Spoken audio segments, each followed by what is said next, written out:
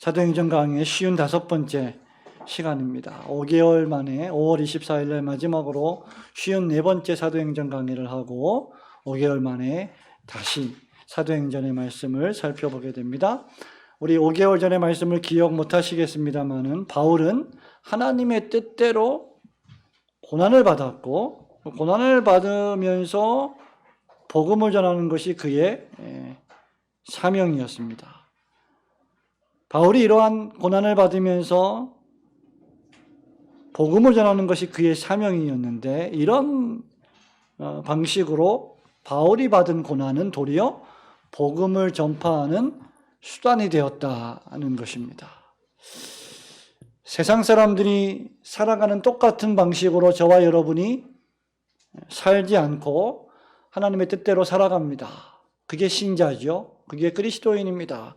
그렇기 때문에 우리가 그리스도인이라는 이름으로 이 세상의 방식대로 살아가지 않다 보면 고난을 받을 때가 있는데 그것이 바로 바울이 대표적으로 받은 고난이었고 그런 대표적인 인물이 바로 우리가 살펴보는 바울이라고 하는 인물이었습니다. 사도행전 21장, 22장 그리고 오늘 살펴보는 23장 전체가 바울이 계속하여 당하는 연속적인 고난을 잘 보여주고 있습니다. 바울은 예루살렘에 도착해서 예수 그리스도의 복음을 전했지만 유대인들은 쫓아다니면서 당을 지어다니면서 바울이 율법을 어기고 우리가 이제까지 가르쳐왔던 것과 다른 풍습을 전한다면서 이상한 사람이다라고 매도했고 선동을 부추겼고 결국 바울은 체포되었습니다.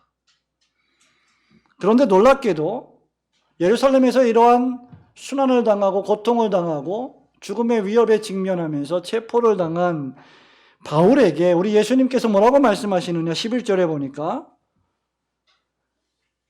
담대하라 내가 예루살렘에서 나의 일을 증언한 것 같이 로마에서도 증언하여야 하리라 이렇게 말씀하셨습니다.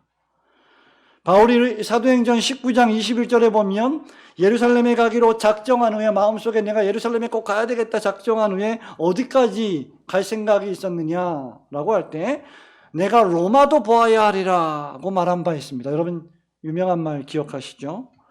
바울은 로마로 가고 싶어 했고 로마에서도 복음을 전하기를 원했지만 그래서 로마서라고 하는 복음서를 미리 썼습니다만은 그럼에도 불구하고 완전히 확신하진 못했습니다. 바울은 언제나 자기가 가고 싶다고 해서 가고 싶은 장소에 갔고 안 가고 싶다고 해서 가고 싶지 않은 장소에 안 갔던 사람이 결코 아니었고 늘 어디를 가든지 성령님의 인도하심을 따라 하나님의 뜻대로 움직인 사람입니다. 이런 사람을 가리켜서 우리는 사명자라고 부르죠. 사명을 받은 사람, 다른 말로 청지기. 그런 의미에서 우리 모든 그리스도인들은 청지기이자 사명자라고 할 수 있을 것입니다. 그런데 비로소 주님께서 바울의 마음의 소원을 오늘 이 11절 말씀을 통하여 확증해 주신 것입니다. 나의 일을 로마에서도 증언하여야 하리라. 바울아, 네가 로마에 가서도 지금 예루살렘에서 이렇게 복음을 전한 것처럼 담대하게 거기서도 나의 나팔수가 되어 나의 복음을 설교해야 한다라고 예언하셨고 약속해 주셨습니다. 여러분 이것이 주님의 바울을 향한 뜻이었습니다. 바울은 로마로 갈 터였습니다. 그리고 거기서 또다시 예수 그리스도의 십자가 복음을 전할 터였습니다. 그러나 바울은 지금 유대인들의 선동으로 붙잡혔고 손과 발이 결박당했습니다. 공의회에 넘겨졌습니다. 끌려감을 당했습니다. 재판을 받게 되었습니다. 상황은 절망적이었고 로마까지 가서 복음을 전하기는커녕 지금 이 예루살렘에서 죽을지도 모르는 상황이었기 때문에 로마에 갈 수 있을까 미지수였습니다. 모든 것이 불확실한 상황으로 전개되었습니다. 로마에 가기는커녕 10절에 따르면 유대인들의 손에 사지가 찢겨 죽을지도 모르는 험악한 상황에 직면해 있었습니다.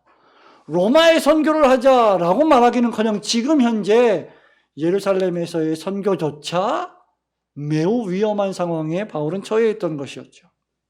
그런데 주님은 계속해서 내가 로마에서도 증언하여야 하리라고 분명하게 말씀해 주셨습니다.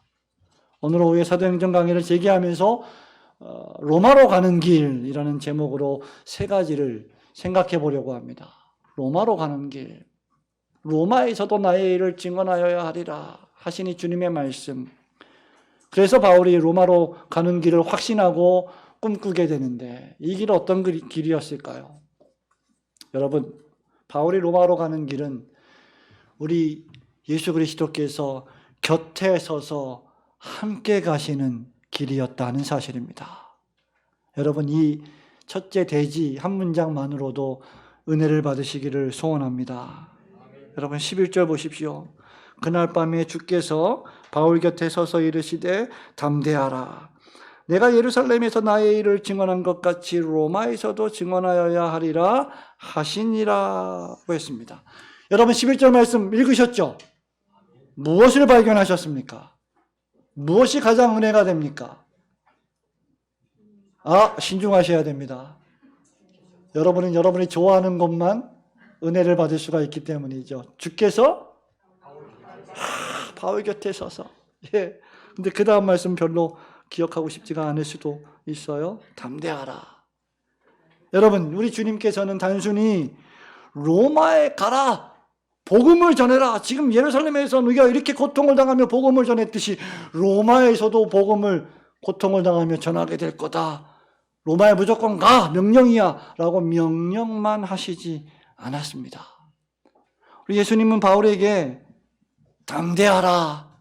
담대하라고 말씀해 주셨습니다.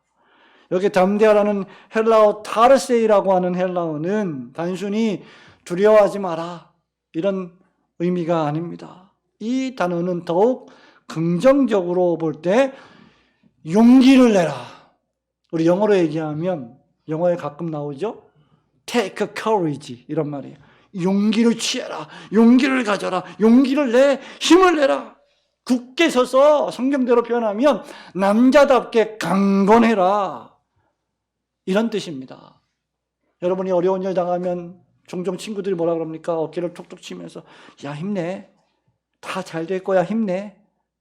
여러분 이 정도가 아닙니다.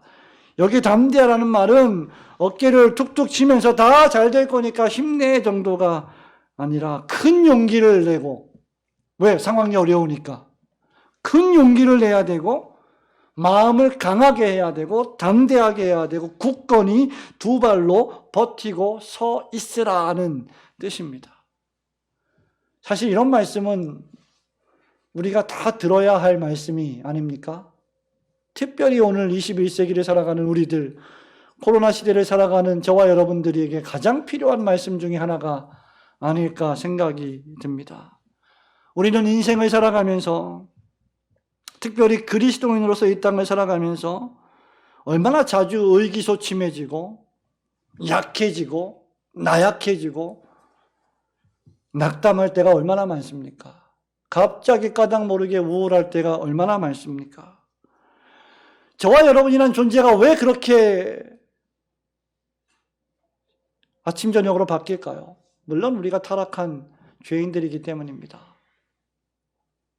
저와 여러분은 조금만 상황이 나아지면, 조금만 사람들이 나한테 잘해주면, 조금만 모든 일들이 잘 풀리면 헤헤거리면서 좋아하는 사람들이에요. 그런데 동시에 조금만 안 좋아 보이는 일이 생기면 마치 세상이 다 꺼져가는 것처럼 절망하는 존재가 아닙니까? 지금 바울을 보십시오. 바울처럼 지금 로마로 가기는커녕 살아서 예루살렘을 빠져나갈 수 있을까? 이런 엄청난 고통 속에 처해 있는 상황이 바로 로마에 가기 전에 바울이 예루살렘에 있었던 상황입니다. 저는 미국에 잠깐 2001년도, 2년도 고아간에 미국에 있었는데요. 그때 아주 무서운 경험을 하나 했습니다. 차를 몰고 저녁에 우연치 않게 교회를 갔다가 돌아오는 길인데 길을 잘못 들어서, 그 당시에 내비게이션은 갑이라고 하는 자그마한 이상한 내비게이션인데 길을 잘못 알려줬는지 내가 잘못 봤는지 잘못 길을 들어서 할렘가를 가게 되었습니다. 왜 놀라십니까?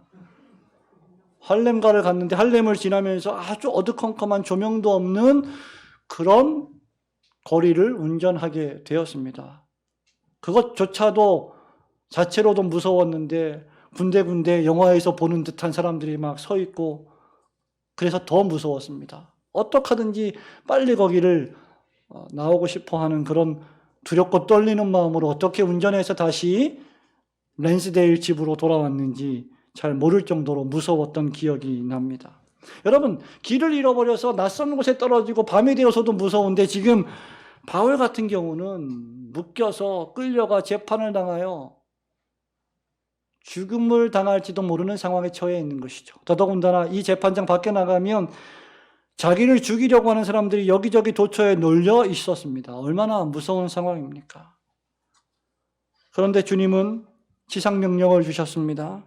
예루살렘과 온 유대와 사마리아와 땅끝까지 이르러 내 증인이 되리라고 하셨습니다. 그리고 이 제자들에게 주신 말씀은 사도 바울에게도 전달이 되었고 오늘 우리에게도 전달이 되었습니다.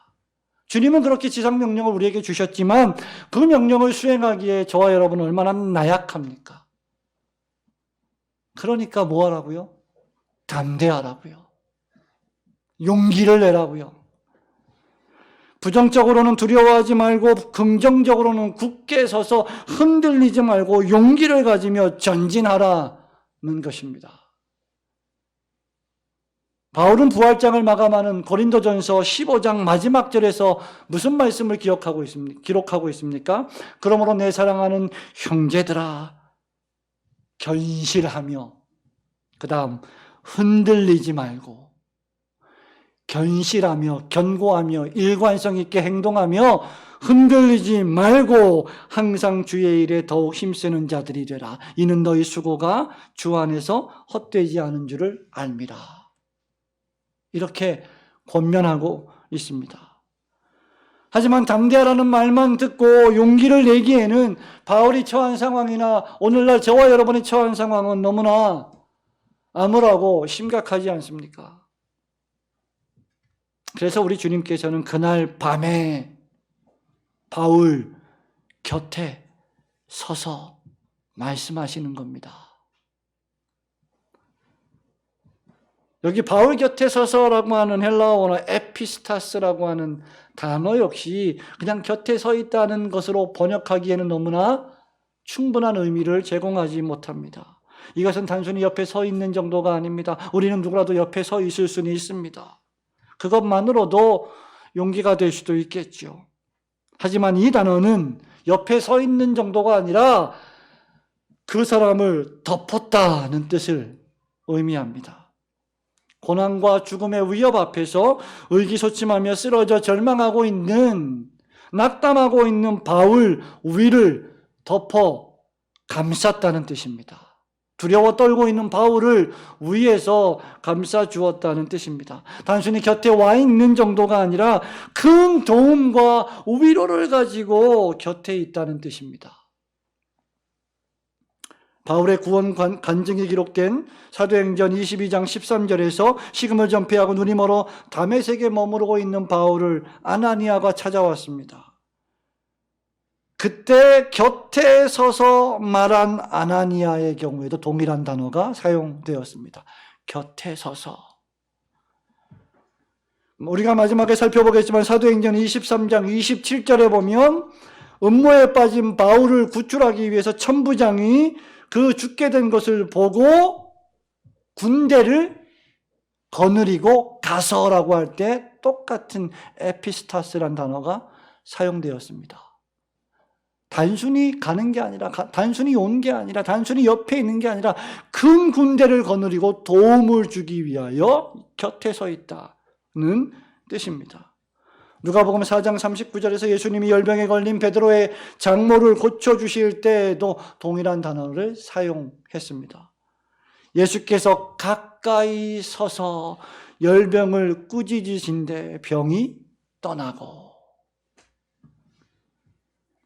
성도 여러분, 여러분이 어려운 길을 걸어갈 때, 힘든 길을 걸어갈 때, 여러분이 좋아하고 아끼고 같이 있고 싶어하는 사랑하는 분이 함께 곁에 서서 그 길을 걸어가 준다면 얼마나 좋겠습니까? 얼마나 용기가 될까요? 얼마나 소망이 넘칠까요? 그런데 온 세상을 창조하시고 우리를 죄에서 구원하여 주신 주 예수 그리스도께서 우리 곁에 서서 담대하라고 말씀해 주시니, 격려해 주시니 얼마나 신나는 일입니까? 우리 주님은 보혜사 성령으로 우리 안에 내주하셔서 우리 곁에 계십니다. 우리와 함께 사십니다. 주님은 말씀으로 우리 곁에 계십니다. 저와 여러분이 잘 느끼지 안 느낄지 모르지만 주님은 예배로, 은혜의 방편으로, 성찬으로, 기도로 우리 곁에 계십니다. 우리 편이 되어주셔서 항상 우리를 위로하시고 격려하시고 용기를 북돋아 주십니다.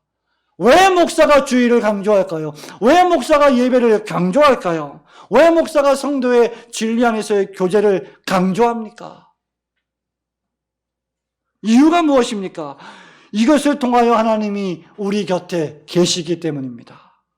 우리를 강하고 담대하게 해주는 수단이기 때문입니다. 왜 우리 교회가 오전 예배도 드리며 동시에 똑같은 성도들이 동일하게 오후 예배도 드리는지의 이유가 됩니다. 사랑하는 성도 여러분, 우리 주님은 말씀만 하시는 분이 아닙니다. 명령만 하시는 분이 아닙니다. 우리 주님은 우리 곁에 서서 우리와 함께 걸어가시는 분이십니다. 우리 곁에 서서 항상 우리에게 용기를 주시는 우리 주 예수 그리스도와 함께 이 인생길을 힘차게 걸어가시는 성도님들 되시길 주님의 이름으로 축원합니다.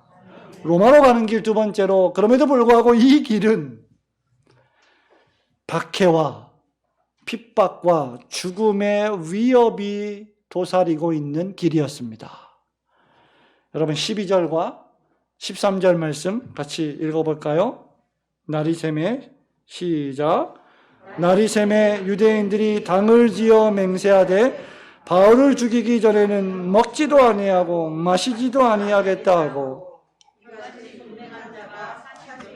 이같이 동맹한 자가 40여 명이더라. 여러분, 주님의 위로와 격려가 있었어요. 얼마나 달콤했습니까? 얼마나 행복했습니까? 얼마나 큰 위로가 되었을까요? 용기 충천, 용기 백배했습니다. 주님이 내 곁에 서서 말씀해 주시고 함께해 주시니 그날 밤 바울은 그야말로 세상 모르고 단잠을 자지 않았을까 그렇게 추측해 봅니다. 그런데 놀랍게도 그 다음날 날이 새매, 여러분 성경에서 이런 표현들, 날이 새매, 극적인 장면의 전환. 수능 시험 아닙니다. 극적인 장면의 전환. 날이 새매, 날이 바뀌었어요. 그 다음날 상황이 완전히 급박하게 변하게 됩니다. 유대인들이 당을 지어 맹세하되 바울을 죽이기 전에는 어떻게 하겠다고요? 먹지도 않겠어요. 마시지도 않을 겁니다. 바울을 죽이는 게 나의 목적입니다. 나의 존재의 이유입니다. 이렇게 맹세했고, 이러한 당에 맹세한 사람이 무려 40여 명이나 되었습니다. 이어지는 14절, 15절에서 그들은 바울을 죽이려는 음모를 꾸밉니다. 누가가 12절, 14절, 21절에서 무려 3번이나 이 사람들이 바울을 죽이겠다고 맹세한 점을 강조하고 있습니다. 맹세했다, 맹세했다, 맹세했다. 선서했다 그 말이죠. 서약했다 그 말입니다. 여러분, 이 사람들은 그 당시에 열심 당원들이었습니다.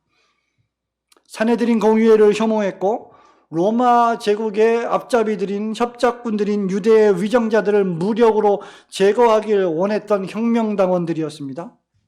이들의 목적은 로마 제국을 전복시키는 것이었습니다. 로마로부터 이스라엘을 독립시키는 것이었습니다. 그래서 처음에는 로마 제국과 유다의 정치, 종교, 사회 위선자들을 비판하신 예수님을 무척 좋아했습니다. 예수님이야말로 해방신학자다라고 말하면서 우리를 진정으로 해방해 주실 분이시다. 그런데 예수님이 십자가 복음을 전하시며 죄인들을 위해 오셨고 나의 나라는 이 땅에 속하지 아니하고 하늘에 있다라고 말씀하시면서 십자가에 돌아가실 것을 밝히자 그들은 가차없이 예수님을 떠나버렸습니다. 더 나아가 그런 십자가 복음을 전하는 자들을 경멸했고 제거하려 했습니다. 이 사람들에게는 십자가가 꺼리끼는 것이었죠. 어리석은 것이었습니다.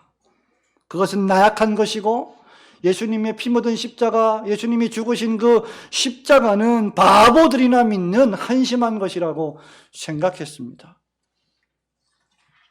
그들은 15절에서 바울을 재판하는 자리에 끌어내리는 척하면서 가까이 오기 전에 중간 길에서 매복하여 있다가 바울을 잡아 죽이려 했습니다.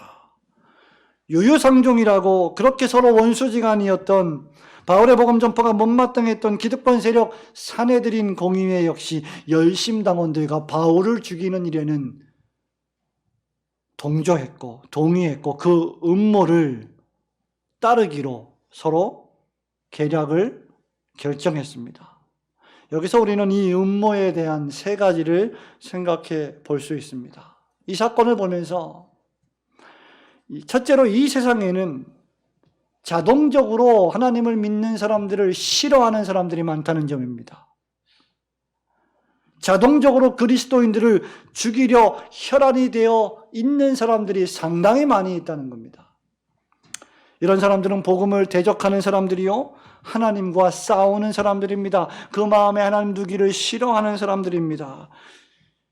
에베소서 2장 2절에 따르면 이 사람들은 세상의 공중권세에 잡은 사단들에게 사로잡힌 자들입니다. 둘째로 헛되이 맹세하는 것은 하나님이 미워하시는 일이라는 사실입니다. 우리는 종종 여러분들 누구에게 이런 말을 하죠. 친구를 만나서 야, 내가 비밀을 하나 얘기해 줄게. 이 비밀은 근데 아무도 몰라. 너하고 나밖에 몰라. 너 이 비밀을 지켜줄 수 있어? 너 지켜줘야 돼. 너 안 지키면 내가 말하지 않을 거야. 그럼 맹세해. 지키겠다고 맹세해. 여러분 들어보지도 않고 뭘 어떻게 맹세합니까? 여러분 그런 것들이 헛되게 맹세하는 겁니다. 그렇게 말해놓고 너하고 나만 알아야 되는 비밀이라고 얘기해놓고 지가 동네방네 다 얘기합니다. 그게 무슨 맹세입니까? 서약입니까? 바로 열심당원들이 그런 짓을 했다는 것이죠. 이들은 바울을 죽이기 전에 뭐라고 말했습니까? 먹지도 않을 것이다, 마시지도 않겠다라고 맹세했습니다. 여러분 이것은 잘못된 맹세의 전형입니다. 참된 맹세나 서원은 오직 예배의 한 부분이고 하나님의 이름으로만 맹세하게 되어 있습니다. 왜냐하면 예배에 관계된 일이기 때문입니다. 사도신경 맹세입니다. 하나님의 말씀 맹세입니다. 주기도문 맹세입니다. 우리가 이렇게 믿고 이렇게 기도할 것을 약속합니다라고 하는 고백입니다. 그래서 참된 맹세는 예배의 한 부분이라는 것이죠. 맹세라고 하는 것은 하나님을 예배할 때 진실하게 하겠습니다라고 하는 마음의 청원입니다. 따라서 웨스트민스터 신앙고백서 22장 2항은 맹세에 대하여 이렇게 말합니다. 맹세할 때는 오직 하나님의 이름으로만 해야 하고 헛되고 경솔하게 맹세하거나 어떤 다른 것의 이름으로 맹세하는 것은 죄악이요 혐오스러운 것이다. 무엇에 대하여 맹세해야 하느냐? 하나님의 말씀에 위배되지 않는 것을 맹세해야 하고 그 맹세한 것은 자기에게 유익이 없더라도 반드시 지켜야 하고 지키지 못할 맹세는 하지 않아야 한다는 것입니다. 이것의 약한 표현이 약속이죠. 약속은 깨라고 있는 것이 아닙니다. 약속은 지키라고 있는 것이고 우리가 한 약속만, 우리가 입 밖으로 낸 말만, 우리가 글에다 쓴 문서만 그대로 지키고 살아간다면 이 세상은 훨씬 더 아름다운 세상이 될 것입니다. 사실 지구상에 벌어지고 있는, 우리나라에 벌어지고 있는 모든 문제들은 약속을 지키지 않기 때문이 아닙니까? 그들은 잘못된 맹세를 했습니다. 지키지도 못할 맹세를 했습니다. 그리고 지키지 못했습니다. 바울을 죽이지 못했기 때문이죠. 바울을 죽이기에 실패한 그들이 생각해 보십시오. 과연 먹었을까? 혹시 그런 생각 안 해보셨어요? 이 사람들이 마셨을까? 왜? 바울을 죽이기 전에는 먹지도 않고 마시지도 아니하겠다 맹세하고 서원했기 때문입니다. 성경은 그 결과에 대해서 우리에게 말해주고 있지 않습니다. 이유는 그것을 밝히는 것이 성경 기록의 목적이 아니기 때문이죠. 하지만 그들은 마치 아무 일도 없었다는 듯이 맹세를 어겼을 것이고 살기 위해서 먹었을 것이고 살기 위해서 마셨을 것이라고 추측됩니다. 세 번째, 오늘날에도 우리를 죽이겠다, 교회를 박멸하겠다라고 서원하는 사람들이 있을까요? 당연히 있습니다. 이 세상에는 여전히 몸에 폭탄을 두르고 자살 폭탄 테러를 감행하는 극단적 이슬람 세력들이 있습니다. 테러리스트들이 있습니다. 자신의 신을 비방했다는 이유로 길거리에서 교사를 참수하는 엄청난 일들이 지구상에서 벌어지고 있습니다. 사람을 실제로 죽일 정도로 그렇게 극악무도하지는 않지만 기독교를 개독이라 부르고 목사를 먹사로 부르며 뭐 그렇게 목사가 많이 먹는다고 비난하고 욕하는 사람들을 쉽게 찾아볼 수 있습니다. 세상은 왜 이렇게 기독교를 미워할까요? 그리스도인들을 왜 이렇게 미워할까요? 우리가 예배하는 것을 왜 이렇게 싫어할까요? 교회와 그리스도인들이 저와 여러분이 죄를 지어 사회에서 실정법을 어기고 문제를 일으켜서 고난을 당하는 것이 아니라면 단 한 가지 이유밖에 없습니다. 그것은 세상이 예수님을 미워하기 때문입니다. 요한복음 15장 18절에서 주님이 이렇게 말씀하시죠. 세상이 너희를 미워하느냐? 세상이 너희를 미워하면 너희보다 먼저 나를 미워한 줄을 알라. 너희가 세상에 속하였으면 세상이 자기의 것을 사랑할 것이나 너희는 세상에 속한 자가 아니요 도리어 내가 너희를 세상에서 택하였기 때문에 세상이 너희를 미워하느니라. 무슨 말입니까? 우리가 주님의 소유되었고 주님의 소유된 자로 변화되었고 신분이 변화되고 인격이 변화되어 세상 사람들과 똑같이 살아가지 않고 이 세상에 속한 대로 살지 않기 때문에 하나님의 나라에 속한 시민권자이기 때문에 딴 나라에서 살고 있는 존재들이고 그 나라를 향하여 가고 있는 자들이기 때문에 자기들과 같이 똑같이 살지 않는다고 핍박하고 박해하는 것입니다. 저와 여러분은 하나님께 속한 자들입니다. 진실되게 중생받았다면 말입니다. 우리는 진리의 말씀에 속하였습니다. 그래서 거짓을 말해서는 안 되고 10계명을 지켜야 합니다. 대신계명을 지켜야 하고 5계명부터 10계명까지 대인계명을 지켜야 합니다. 타락의 삶을 살 수 없고 내 마음대로 삶을 살 수 없고 장차 망할 세상인 이 장망성의 이 세상에 원하는 삶을 살아갈 수 없습니다.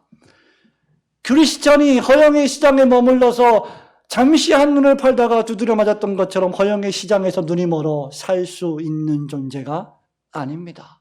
우리는 그 시장을 건너 하나님이 더 좋은 곳으로 예비해 놓으신 천성을 향하여 걸어가는 사람들입니다. 그렇기에 그들과 다른 삶을 살아가는 우리를 그들이 핍박하는 것입니다. 단 우리가 그리스도 안에서 바울이 디모데에게 말한 것처럼 경건하게 살 경우에 말입니다. 무릇 그리스도 안에서 경건하게 살려는 자는 박해를 받으리라.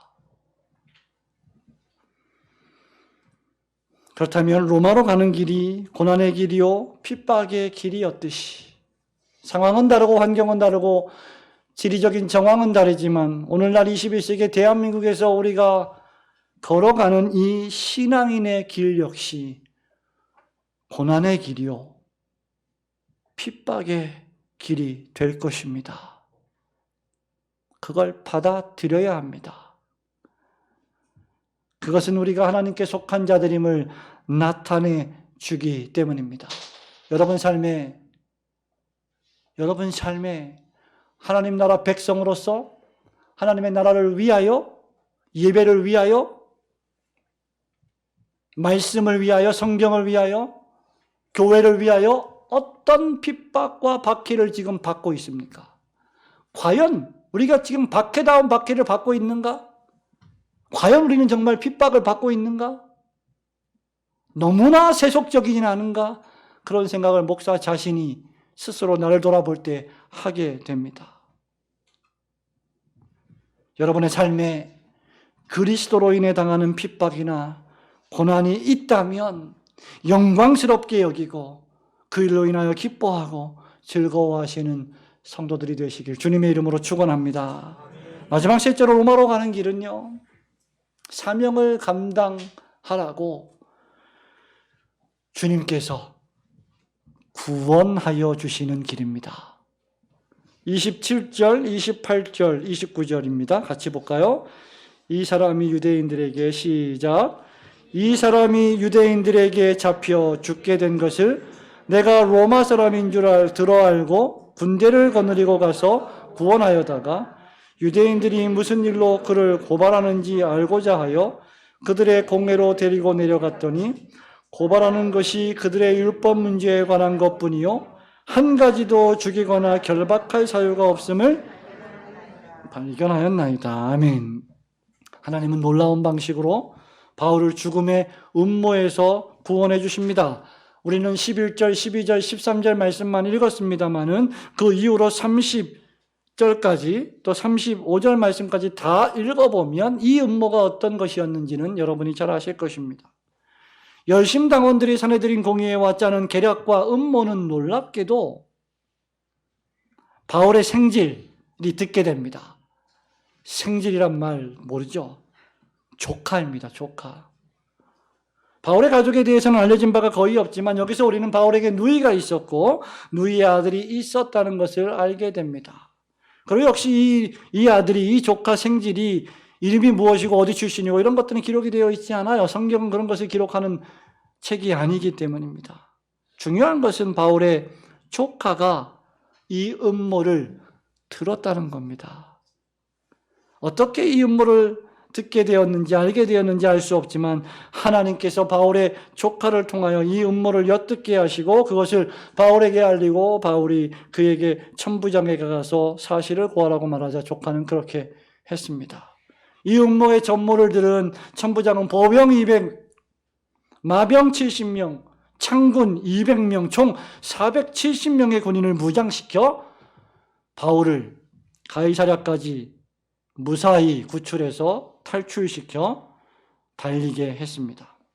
당시 유다 지방의 한 주였던 가이사랴, 이곳에는 그 지방의 장관인 벨릭스 총독이 있었습니다. 기마병들은 바울을 벨릭스 총독에게까지 인도했습니다. 이로써 음모는 저지되었고 40명의 맹세는 헛것이 되었고 바울은 목숨을 건질 수 있었습니다. 그러나 여전히 바울은 가이사랴에서도 감금되었고 유대인 열심당원들의 적대 세력과 종교 세력과 정치 세력 사이에 끼어 있어서 정말 무력하고 미약한 존재로 여겨졌습니다. 그럼에도 바울은 당시 예루살렘에서의 성난 군중들과 자신을 죽이기 전에는 먹지도 마시지도 않기로 맹세한 40명의 유대인들의 살기를 눈으로 목도하면서조차 자신을 구원하실 수 있는 분은 로마 황제가 아니다. 총독도 아니다. 오로지 한 분 전능하신 하나님밖에 없음을 그는 깨달았습니다.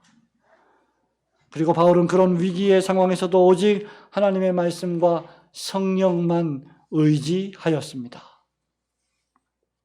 하나님께서 이런 바울을 다양한 방식으로 도우시고 구원해 주셨습니다. 여러분 사도행전을 잘 읽어보세요. 사도 바울이 쓴 13개의 편지를 짧으니까 열심히 읽어보십시오. 바울이 얼마나 파란만장한 삶을 살았는가. 전 세계에 통틀어서 지금까지 바울만큼 엄청난 고통과 고난과 죽음의 위협을 경험한 사람이 과연 있었던가? 저는 없다고 봅니다. 하나님은 바울을 광주리를 태워 성벽 밖으로 구출해 주셨고, 감옥의 문을 열어 제쳐 주셔서 구원해 주셨고, 성난 군중들이 돌로 치려할 때 보호해 주셨고, 찢어 죽이려 할 때 매복으로 기습하여 죽이려 할 때 군병들을 통하여 구원해 주셨습니다. 배가 파손하여 침몰하여 다 죽게 되었음에도 또 그 배 가운데서 살려주시고, 강의 위험에서 살려주시고, 도적의 위험에서 살려주시고, 굶주림에서 구출해 주시고, 수많은 환경 속에서 바울을 하나님께서 도와주셨습니다. 여러분, 이 사실은 오늘날 우리에게도 하나님께서 우리를 다양한 방식으로 도우시고 구하신다는 사실을 가르쳐 줍니다. 누군가 저에게 그런 말을 한 적이 있습니다. 사람이 자기 혼자 잘 사는 것 같지만 사실은 부모님 때문에 잘 사는 거고, 남편 때문에 잘 사는 거고, 아내 때문에 잘 사는 거고, 자녀들 때문에 잘 사는 거다. 혼자 있으면 정말 아무것도 아닌데 같이 있으니 잘 사는 것이다. 명언인 것 같아요.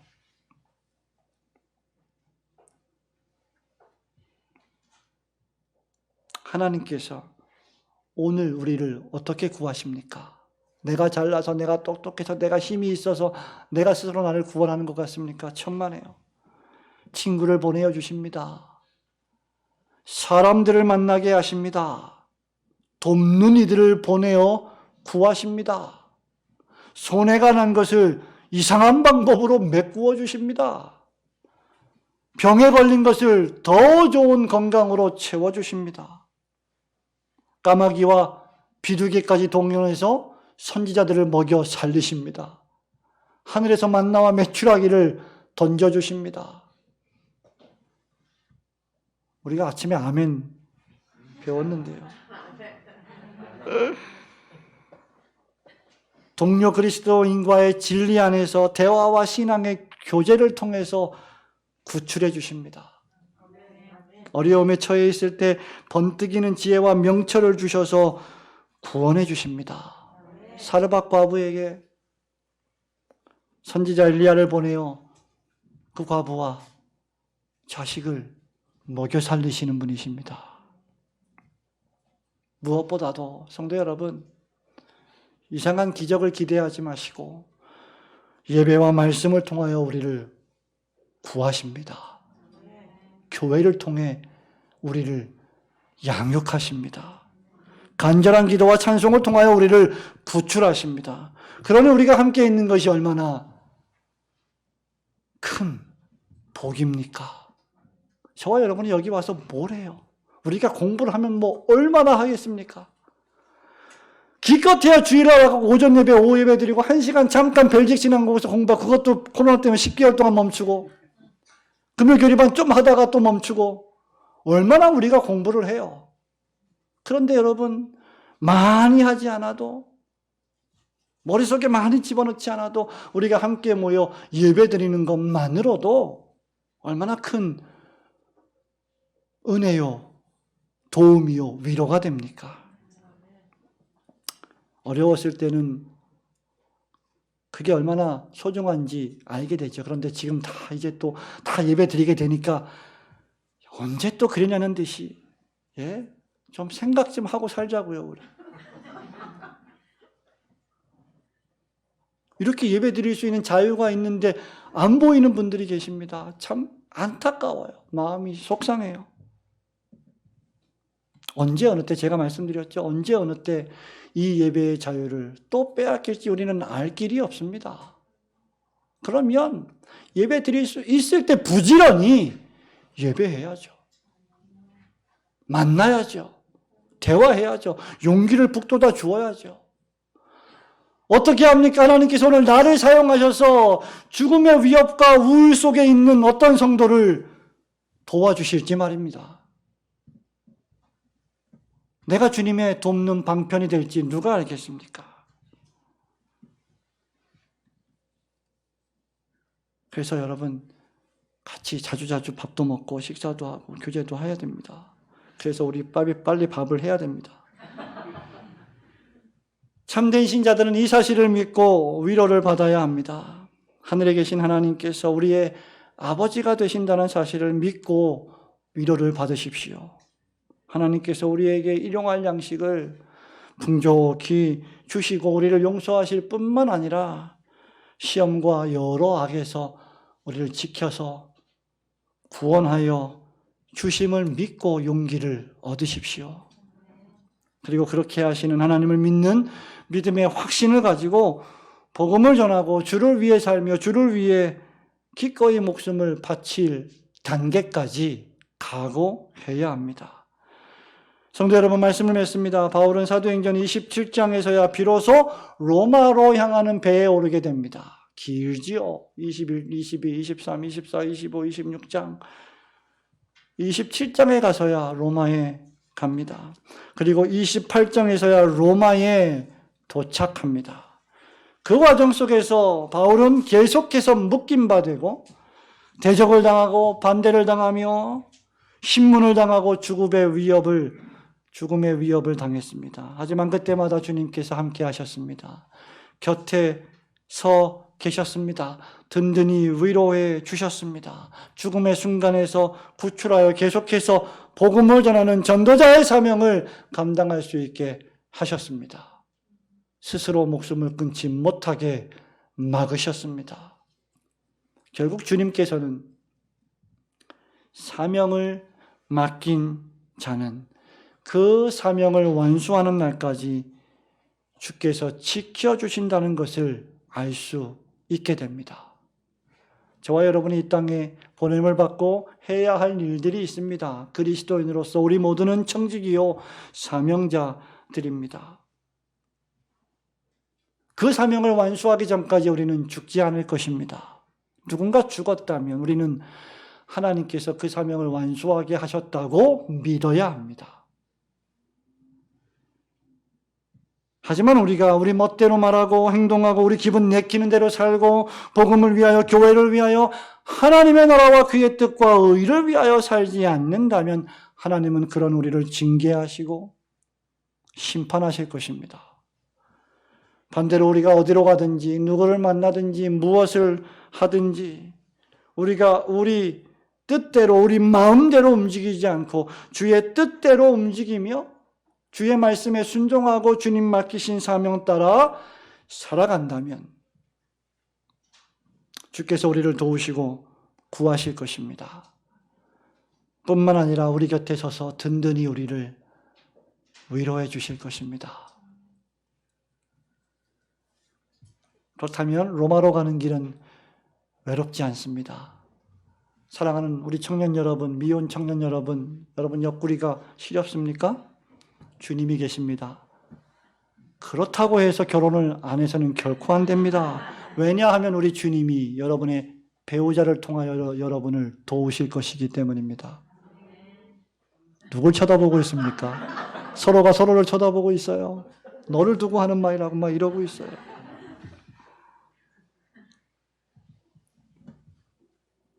그리스도인으로 살아가는 길은 외롭지 않습니다. 주께서 함께 하시는 길입니다. 비록 고난과 때로는 죽을 것 같은 위협이 있고 이 길을 계속 걸어가야 되냐라고 하는 아픔도 있지만 주님께서 구출하시는 길입니다. 마침내 사명을 완수하는 길입니다. 바울이 디모데에게 편지하면서 디모데후서 4장 7절과 8절에서 이렇게 멋진 고백을 하지요. 내가 선한 싸움을 싸우고 나의 달려갈 길을 마치고 믿음을 지켰으니 이제 후로는 나를 위하여 의의 면류관이 예비되었으므로 주 곧 의로우신 재판장이 그날에 내게 주실 것이며 내게만 아니라 주의 나타나심을 사모하는 모든 자에게 도니라. 바울처럼 여러분에게 주어진 달려갈 길을 마치고 믿음을 지키며 주께서 예비하신 의의 면류관을 받는 멋진 사명자의 삶을 잘 살아가시기를, 그리고 우리 자녀들은 그런 사명자로 잘 커가시기를 주님의 이름으로 축원합니다. 아멘.